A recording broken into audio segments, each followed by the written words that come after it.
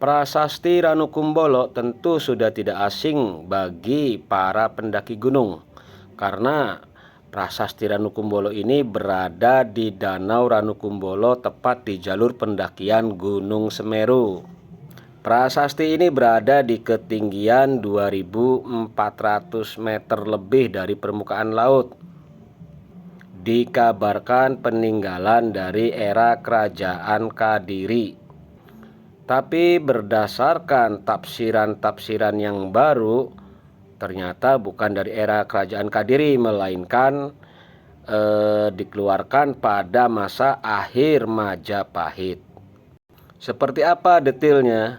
Itu setelah ditemukannya angka tahun pada awal isi prasasti tersebut. Itu dibaca 7.441.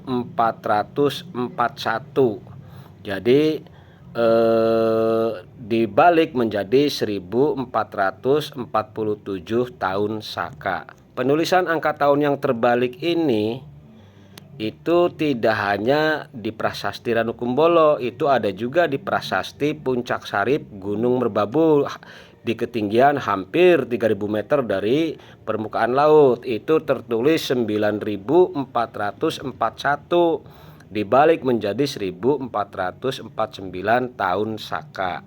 Jadi penghitungan angka tahun yang terbalik ini ada di prasasti-prasasti yang letaknya berada di ketinggian. Keduanya ada di atas 2.000 meter dari permukaan laut. Ahli arkeologi menggolongkan aksara prasasti pada Prasasti Ranukumbolo ini sebagai aksara gunung atau aksara Buddha. Buddha di sini bukan Buddha agama Buddha ya sobat sejarah, tapi Buddha yang diartikan sebagai sesuatu yang sudah sangat lama berlalu. Seperti contoh kalau di Jawa itu ada istilah kalutuk-klutuk gitu ya. Kan ada istilah zaman sepur klutuk. Itu berarti zaman yang sudah lama berlalu. Atau kalau di tempat saya di wilayah Cirebon itu zaman sepur lempung. Itu berarti zaman yang sudah lama berlalu. Penulisan angka tahun yang terbalik juga itu didasari dari Candra Sengkala maupun Surya Sengkala. Seperti contoh Sirno itu dihitung 0, Ilang dihitung 0, terus Kertaning dihitung 4, Bumi dihitung 1. Jadinya 0041, dibalik jadi 1.400 tahun Saka.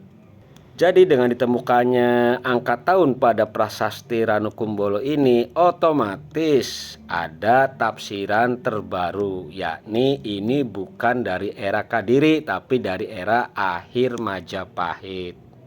Yang sebelumnya isi prasasti dibaca Ling Dewampu Kameswara Tirtayatra, atau ada juga yang membaca Empu Kameswara Tirtayatra, maka dibaca jadi 1.447